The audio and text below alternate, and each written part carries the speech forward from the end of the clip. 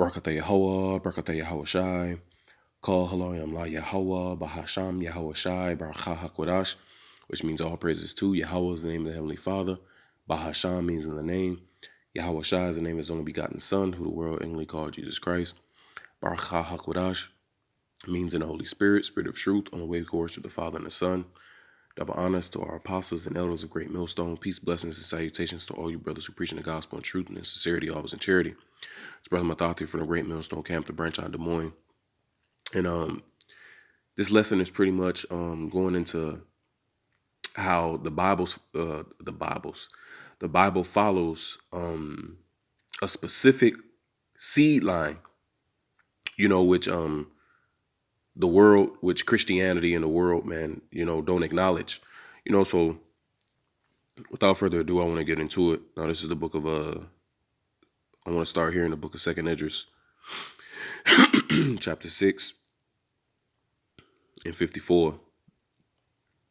And it says, and after these, Adam also, whom thou madest Lord of all thy creatures, of him come we all, and the people also whom thou hast chosen. So everybody on this earth today comes out of Adam, right?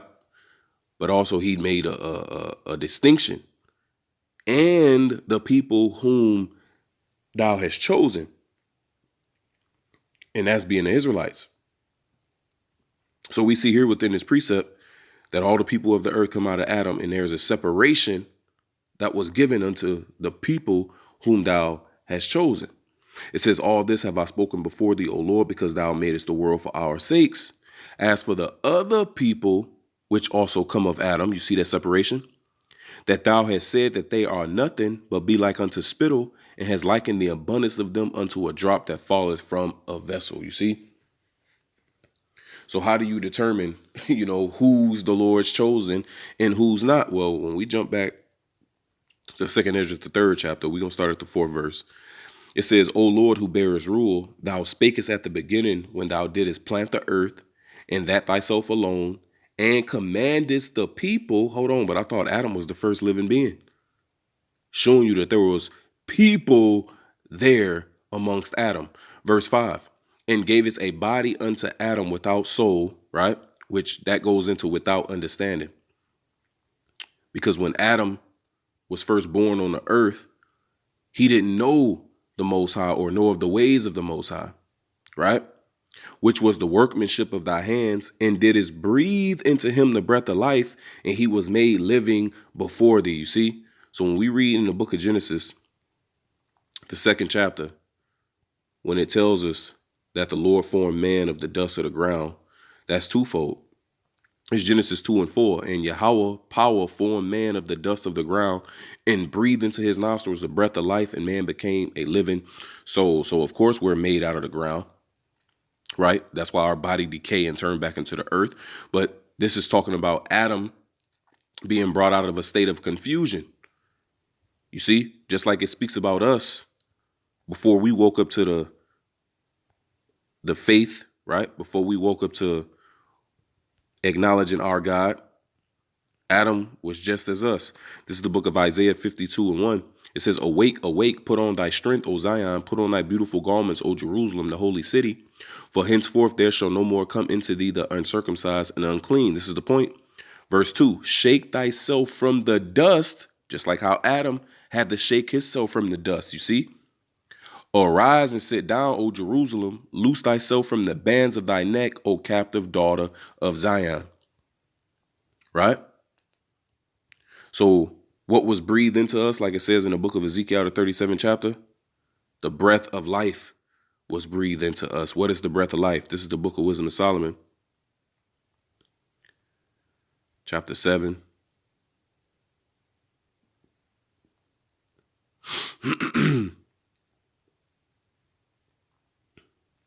In 24, it says, for wisdom is more moving than any motion. She passeth and goeth through all things by reason of her pureness. For she is the breath of the power of the Most High, and a pure influence flowing from the glory of the Almighty. Therefore can no defiled thing fall into her, man. So what was given unto Adam was wisdom, something that he didn't have before. You see? So let's go back. And Ezra is breaking it down unto us and letting us know that's exactly the case. So let's read it again. 2 Esdras 3:5, and gave us a body unto Adam without soul, just like how we didn't have the spirit before we woke up to the faith, right? Which was the workmanship of thy hands, and didst breathe into him the breath of life, and he was made living before thee. And thou leadest him into paradise, which thy right hand had planted before ever the earth came forward. And unto him thou gavest commandment, that's that breath, that's that wisdom, right? To love thy way. And how do I know that that wisdom or that breath is commandment? Well, this is the book of Deuteronomy 4:5. Behold, I have taught you statutes and judgments, even as Yahweh my power commanded me, that ye should do so in the land whither ye go to possess it. Keep therefore and do them, for this is your wisdom, that breath, and your understanding. You see, something that Adam didn't have, that the Lord gave unto him, right? In the sight of the nations, which shall hear all these statutes and say, surely this great nation is a wise and understanding people. You see that? So going back, 2 Esdras 3:7, and unto him thou gavest commandment to love thy way, which he transgressed. And when did he transgress it? When Eve came, right? And he followed after her, you see? And immediately thou appointest death in him and his generations, of whom came nations, tribes, people, and kindreds out of number, man. So just lining up with that 2 Esdras 6 of how we all come out of Adam, but showing you that that chosen ship, right? If that's a word, I believe that is a word. That chosen ship did start with Adam, though. Because Adam was the first being that the Lord chose to give his commandments unto, to breathe that life into. So now, as we read the story, we see the serpent beguiled Eve, right? And then Eve went and gave it to Adam, and then the Lord appointed death. We just read that in 2 Esdras. So as we continue to read in Genesis 4, we read about Adam's sons, Cain and Abel. Now, verse 7, and get straight to the point. Genesis 4:7. If thou doest well, this is what the Lord is saying to Cain. I start at 5. But unto Cain and to his offering he had not respect. So the Lord accepted Abel's offering, but he rejected Cain's offering, right? And Cain was very wroth, and his countenance fell. And Yahweh said unto Cain, why art thou wroth? And why is thy countenance fallen? Why are you upset, right? If thou do as well, if you do good, if you do what I told you to do, what I instructed Adam, and Adam in turn instructed his children, if thou do as well, shalt thou not be accepted? And if thou doest not well, sin lieth at the door, and unto thee shall be his desire, and thou shalt rule over him. So this is his title, the man of sin, because he was instructed in the right way. Just as Adam was given that breath, he instructed his children, Cain and Abel, in the proper way. But what happened with Cain? He went away from that breath. This is the book of Wisdom of Solomon 10,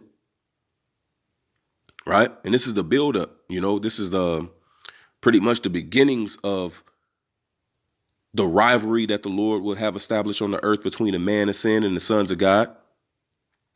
And the man of sin started with you see Cain, but it didn't turn into a nation. Same thing as Esau, Edom, as he was born red, but what? He became a nation. So just how Jacob became a nation, which is the sons of God, Esau became a nation, which is the sons of the wicked, the men of sin, right? But this Wisdom of Solomon 10, and I'll start at 1. She preserved the firstborn father of the world, being Adam. And he was first formed. Why? Because he was first given that understanding. That was created alone. He was given that understanding and brought him out of his fall and gave him power to rule all things. That's that wisdom. But when the unrighteous went away from her in his anger, he perished also in the fury wherewith he murdered his brother. You see? So we see that Cain went away from this instruction. Cain went away from the wisdom. He didn't follow what Yahweh instructed him to do. You see? And in turn, he ended up slaying his brother Abel, right? But now when we jump down to verse 25, and Adam knew his wife again, and she bare a son and called his name Seth. For the Most High, said she, hath appointed me another seed instead of Abel, whom Cain slew. And to Seth, to him also there was born a son, and he called his name Enos. Then began man to call upon the name of Yahweh, right, throughout the earth. Now, when we read Genesis 5:1, this is the book of the generations of Adam. In the day that the Elohim created man, in the likeness of the Elohim made he him, male and female created he them. But I thought Wisdom of Solomon just said he was created alone. See, no, that was talking about the man Adam, who was given that wisdom. This Genesis chapter 5, 1 and 2 is talking about the Adamites who were all created together when they came abundantly out of the water in Genesis, the first chapter. It says, and I hope I'm not losing anybody. I hope, it all makes sense. Male and female created he them and blessed them and called their name Adam in the day when they were created. Because when you read Genesis, the first chapter, it says all living creatures came out of the water on the fifth day. You see? Then when we go into the second chapter, that's when the particular or the specific man Adam is mentioned. You see? Adam was born on the earth through parents. Right? And that second Esdras told us that because it said how he commanded the people, you see? But this is verse 3. And Adam lived 130 years and begat a son in his own likeness after his image and called his name Seth. Right? So now this is the 5th chapter of Genesis is going to go into this lineage of Adam. Now keep in mind, Adam is considered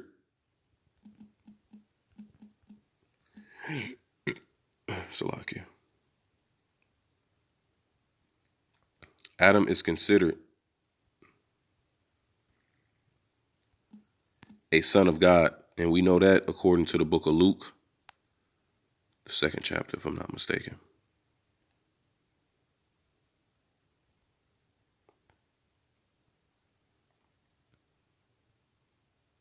The 3rd chapter.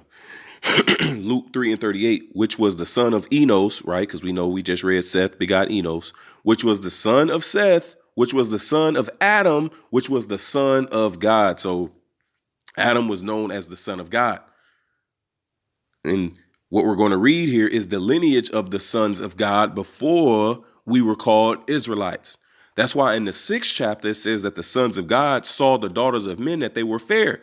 So these men end up following after heathen women and then learning their customs. You see? So it says, in all the days that Adam lived were 900, back in Genesis 5 and 5. In all the days that Adam lived were 930 years and he died. Now, for lack of time, I'm going to just read, the man who begot and his son. So it says, Seth begot Enos, right? Then when you read down, Enos begot Canaan. And Canaan begot Mahaliel. Mahaliel begot Jared. Jared begot Enoch. And we know who Enoch is, right? He's the one that was translated. He was the one that was taken up into the chariots, just like how Elijah was, right? It says, Jared begot Enoch, and Enoch begot Methuselah, right? And we can see here Enoch walked with the Most High. And how can two walk together except they be agreed? And the only ones that can be in agreement with the Most High is those that he has given his instruction unto. Right? So it says Enoch begot Methuselah, and Methuselah begot Lamech, and Lamech begot Noah. You see that? And Noah in turn, this verse 32, and Noah was 500 years old, and Noah begot Shem, Ham, and Japheth. So now we're coming up into the time of the flood. Right? Because like I said, when you read Genesis 6, you can see that evils was multiplied in the earth, right? And going back to that Wisdom of Solomon 10, just a side note, Wisdom of Solomon 10 and 4, for whose cause, keep in mind, it spoke about Cain going away from wisdom and murdering his brother, for whose cause the earth being drowned with the flood, wisdom again preserved it and directed the course of the righteous in a piece of wood of small value, which goes into the ark. But just showing you that because of Cain's wicked influence in the earth, the flood came. You see, just like as today, you got Cain ruling, right? Which today Cain is Esau Edom. So we have the spirit of Esau Edom ruling the earth. And what's happening, man? It's enticing the sons of God, the Israelites today, to go off. That's why it says that the righteous is more excellent than his neighbor, but the way of the wicked seduceth him. There's a movie called Green Pastures. It's a old school movie, black and white movie, and it shows you that, you know, all the people during that time were dark skinned people. They were so-called black men. Shows you the Most High being dark skinned. Showed you Abraham, Isaac, and Jacob, Noah. But within that movie, it showed you that Cain's influence in the earth seduced the sons of God, man. And it's the same thing that's happening today, right? So the sons of God saw the wickedness that was going on and they decided to partake in it. Same thing we read in the book of Maccabees, how there were certain priests and Levites that they were ashamed to minister at the altar of the Lord because they was desiring to follow the way after the Greeks. It says that they liked the Greek fashion above all. I'm roughly paraphrasing the precept. Well, it's the same thing that we're seeing in Genesis, you know, before the flood took place, right? But from there, let's go to the 9th chapter.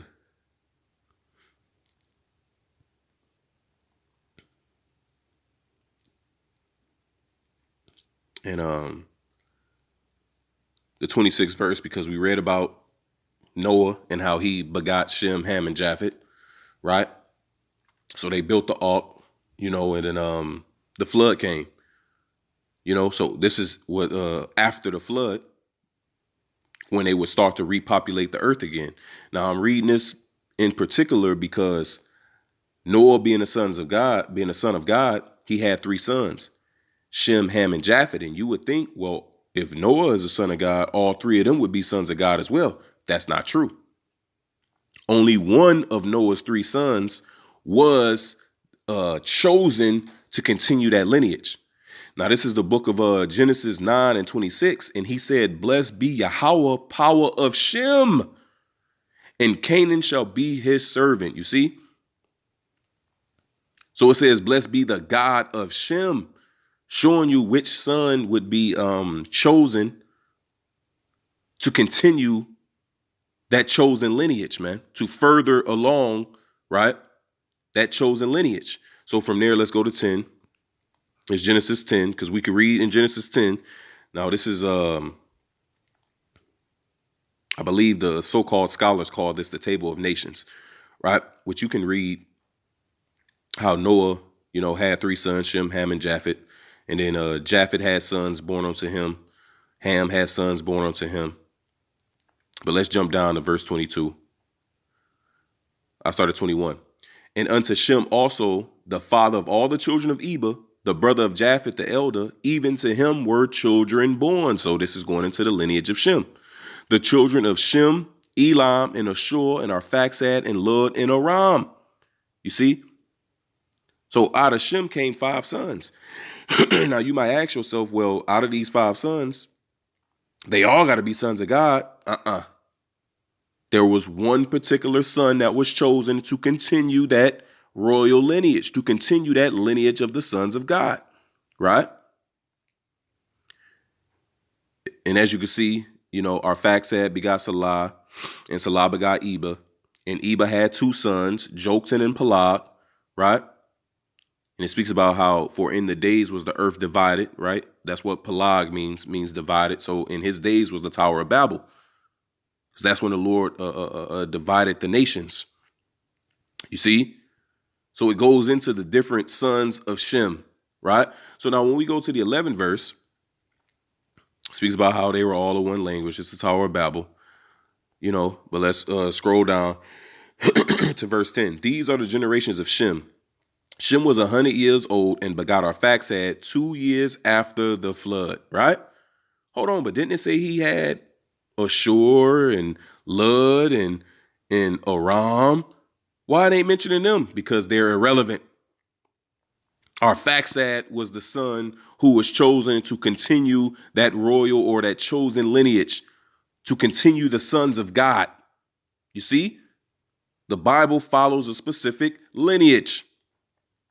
Verse 11, and Shem lived after he begot Arphaxad 500 years and begot sons and daughters. So now I'm going to do the same thing. I'm going to just read the man and then who he begot, right? And Arphaxad begot Salah, and Salah begot Eber, which is where we get our name from, Hebrew. Eber in the Hebrew is Ibar, right? Which how you say Hebrew in our language is Ibaryath. So it's where we get our name Hebrew from. It's from our forefather Eber, right? And Eber begot Pelag. Keep in mind, he had 2 sons, but it ain't mentioned in the other one because Pelag was the son that was chosen to continue the sons of God lineage. You see? And Pelag begot Reu, and Reu begot Serug, and Serug begot Nahor, and Nahor begot Terah, and Terah begot Abram, Nahor, and Haran. You see? Now, who is Abram, I might ask? Oh, well, this is our forefather, whom these heathen claim to have a partaken, or they claim to be a part of this through him. Nuh-uh. You see, because Abraham didn't start the sons of God lineage, but Abraham did start the promise. You see? So now you can see this Genesis 11 chapter. Then it goes into 12 when it narrows down and it follows our forefather Abraham. Genesis 12:1. Now Yahweh had said unto Abram, get thee out of thy country and from thy kindred and from thy father's house unto a land that I will show thee. And I will make of thee a great nation, and I will bless thee and make thy name great, and thou shalt be a blessing. And I will bless them that bless thee, and curse him that curseth thee. And in thee shall all families of the earth be blessed. So a Christian will read that and say, see, we're a partaker in this because of Abraham. We're all blessed because of Abraham. It's not what this is talking about, man. All nations of the earth will be blessed underneath the rulership of Israel, because as it is written in Romans 29, the hell is wrong with me? In Proverbs the 29th chapter, it says that when the wicked beareth rule, the people mourn, but when the righteous are in authority, the people rejoice. So after 1,000 years of payback, when these heathen get to go back into their own land, govern underneath Israel after our laws, then yes, they're going to appreciate a righteous rule. And the earth is going to flourish, right? That's true. But this is speaking about how Israel is going to be blessed in the earth. These are the families it's speaking of. And Lord's will, we're going to prove that as we continue. So now I want to jump down to verse 6. And Abram passed through the land unto the place of Shechem, unto the plain of Morah, and the Canaanite was then in the land. And Yahweh appeared unto Abram and said, unto thy seed will I give this land. And there builded he an altar unto Yahweh who appeared unto him. And you see, he knew the name right there. Just a side note. So this is the beginning of the promise unto thy seed, right? Now, as you continue to read this, we understand that Abraham didn't have no children. So he said, look, this man that is born in my house shall be my heir. The Lord turns around and says,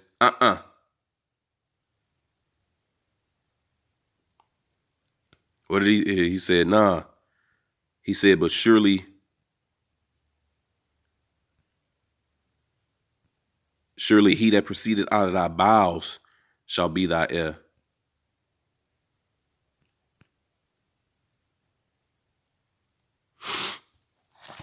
Where is that? Salakia, my book right in front of me.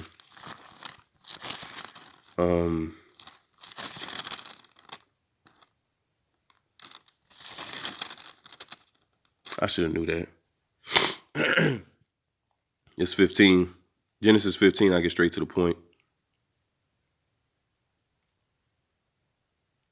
Verse 4, and behold, the word of Yahweh came unto him, saying, this shall not be thy heir, but he that shall come forth out of thy own bowels shall be thine heir. You see? And he brought him forth abroad and said, look now toward heaven and tell the stars if thou be able to number them. And he said unto him, so shall thy seed be. Seed. It didn't say seeds. He said seed. So now we know that Ishmael was born out of Abraham, right? But what did the Lord command to be done with Ishmael?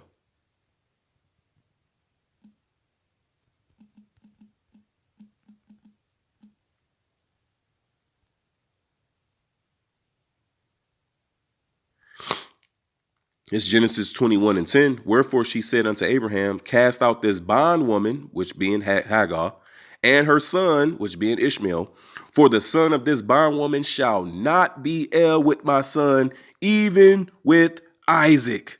And did not Paul relate the same thing in Galatians, the 4th chapter? But I thought Paul was the apostle to the Gentiles, though. Right? But no, he's following what the scripture says. You see? Verse 12. And the Most High said unto Abraham, let it not be grievous in thy sight because of the lad and because of thy bondwoman, and all that Sarah hath said unto thee, hearken unto her. For in Isaac shall thy seed be called, man. Now, Ishmael was blessed because he is the seed of Abraham, but he wasn't the seed of the promise. He wasn't going to inherit the land. He wasn't going to inherit the covenants. He wasn't instructed in the way of righteousness. That was all to be given through Isaac. You see? Look, Paul even wrote that, man. Romans 9, Hebrews 11, and in Galatians, the 3rd chapter. But hold on, I thought he was apostle to the Gentiles, showing you, man, it's all going according to the lineage. And that's exactly what Paul was teaching. That's why Romans 11 says what? I too am a seed of Abraham of the tribe of Benjamin. The Most High have not cast away his people, which he foreknew. Roughly paraphrasing, man. That's why Romans 9 says what, man?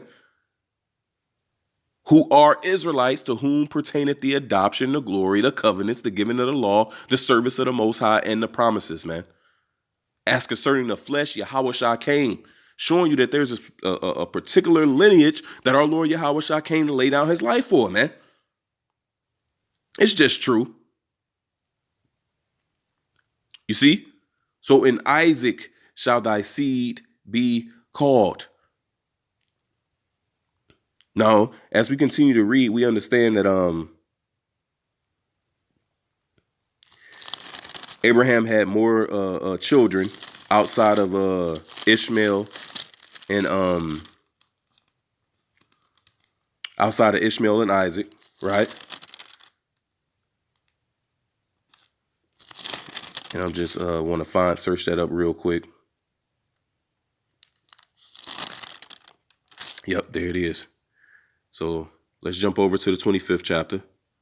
Because keep in mind, in Abraham shall all the families of the earth be blessed, right? So now this is Genesis 25:6. Matter of fact, I'll start at 5. And Abraham gave all that he had unto Isaac, because that was his heir. You see? But unto the sons of the concubines which Abraham had, right, the sons of Keturah, Abraham gave gifts and sent them away from Isaac his son, just like what he did with Ishmael. Sent him away from Isaac, because they shall not be heir with Isaac. You see? And sent them away from Isaac his son while he yet lived eastward unto the east country. You see? So yeah, he gave them gifts, but they didn't receive the inheritance. Isaac received the inheritance, showing you that it's a specific lineage that it was following. So as we go to the 26th chapter, 26:1, and there was a famine in the land beside the first famine that was in the days of Abraham, and Isaac went unto Abimelech, king of the Philistines, unto Gerar. And Yahweh appeared unto him and said, go not down into Egypt, dwell in the land which I shall tell thee of. Sojourn in this land, and I will be with thee, and will bless thee, for unto thee and unto thy seed will I give all these countries, and I will perform the oath which I swear unto Abraham thy father. This was not said to Ishmael. This was not said to Midian or none of the 6 sons of Keturah, man. Because Isaac was the chosen seed. That lineage was going to continue through Isaac. Verse 4, and I will make thy seed to multiply as the stars of heaven, and will give unto thy seed all these countries, and in thy seed shall all the nations of the earth be blessed. So now if we go back to the 25th chapter, we understand that Isaac had 2 seeds, Jacob and Esau. And we know damn well Esau did not receive this, man. The nations are not blessed in Esau. Because we just said when the wicked beareth rule, the people mourn. And Esau is the wicked according to Malachi 1. You see? We could read, let's go back to 2nd Esdras 3.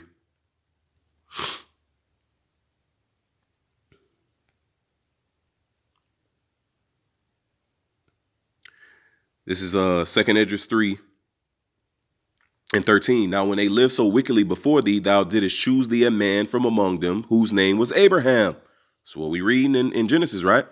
Him thou lovest, and unto him only thou showedest thy will, and madest an everlasting covenant with him, promising him that thou wouldest never forsake his seed, singular.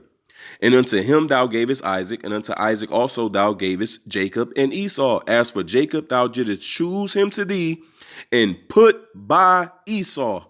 So Jacob became a great multitude, man.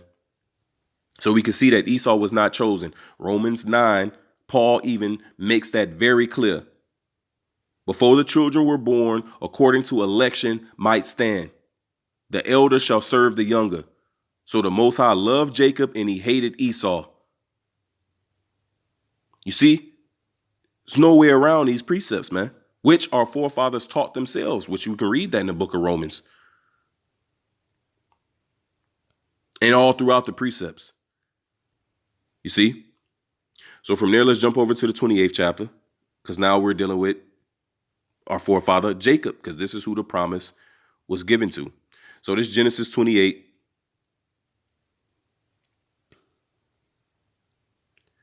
And let's start at 10. And Jacob went out from Beersheba and went toward Haran. And he lighted upon a certain place and tarried there all night, because the sun was set.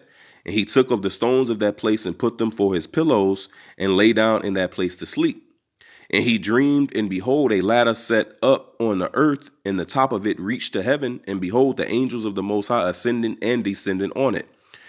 And behold, Yahweh stood above it and said, I am Yahweh, power of Abraham thy father, and the power of Isaac. The land whereon thou liest, to thee will I give it, and to thy seed. And thy seed shall be as the dust of the earth, and thou shalt spread abroad to the west, and to the east, and to the north, and to the south. And in thee and in thy seed shall all the families of the earth be blessed. So you see how what was told to Abraham narrowed down to Isaac, narrowed down unto Jacob. Let's get this in the book of Sirach. This is the book of Sirach, chapter 44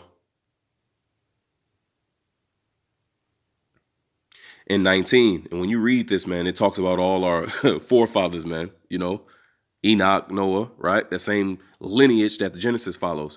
This Sirach 44 and 19. Abraham was a great father of many people. That's what his name means, Abraham, right?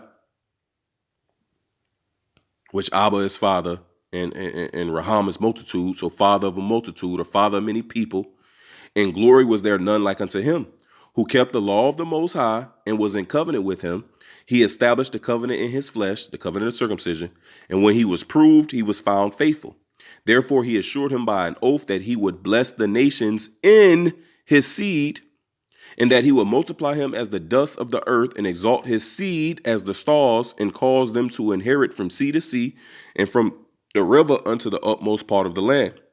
With Isaac did he establish likewise for Abraham his father's sake the blessing of all men. Does that mean all men everywhere? No, all Israelite men. It's very plain, man, because this letter is only to Israel. That's like LeBron writing a will, and he put all men. It's only talking about Bronny and Bryce. It ain't talking about Jermaine Dupri. That nigga read it and all men. Nigga, you ain't a part of LeBron's lineage, my nigga. Anyway, with Isaac did he establish likewise for Abraham his father's sake the blessing of all men and the covenant, and made it rest upon the head of Jacob. He acknowledged him in his blessing and gave him a heritage, and divided his portions among the 12 tribes did he part them, man. You see? That's why as we read, let's go over to the 35th chapter. It's Genesis 35 and 10. And the Most High said unto him, thy name is Jacob. Thy name shall not be called any more Jacob, but Israel shall be thy name. And he called his name Israel, right? So all those that come out of our forefather Jacob, we are now called Israelites. But before then, our title or our term, for lack of a better word, was sons of God, which that's what Yashar Allah, that's what it loosely means. Yah, he, Shah, Prince, Allah, power. Prince of the power. But what's a prince? He's the son of the king. Who's the king? It's the Heavenly Father himself, man. You see? But it says, and the Most High said unto him, I am the Most High Almighty, right? I was going to say Allah Shadia, because that's what the power Almighty means. Be fruitful and multiply. A nation and a company of nations shall be of thee, and kings shall come out of thy loins. You see? So out of Jacob came a company of nations. Each tribe is a nation. That's how big Israel is, man. So when it says all the nations shall be blessed in thee, was talking about Israel. You see? So the Bible follows a lineage, man, from front to back. This is who our Lord Yahweh Shah came for. This is who this truth is for. This is who salvation is for. That's it. That's all. That's why the apostle of the Gentiles, I'm going to just read this, and then if the Spirit don't give me anything else, we're going to close out. The apostle of the Gentiles made this statement. This Acts 26:6.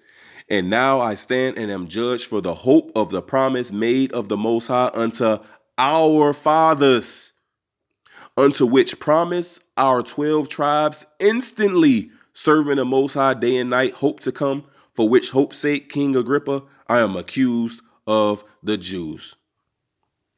Right? Because those Jews during that time was accusing Paul of bringing heathen into the temple, which those heathen were Israelite foreigners, man. You see? That were being brought back into the fold. So it's a key thing to understand our history. You know, that's why it says there's no difference between a Jew or a Greek. Read the book of First Maccabees. It's very important for us to understand our history in order to have an understanding of the mystery, as Apostle Gabal would say. You know, so hey, I'm going to end it there. Lord's will, I hope this was edifying. Dua Yahweh, Bahasham Yahweh Shai, for giving me the spirit to do this lesson.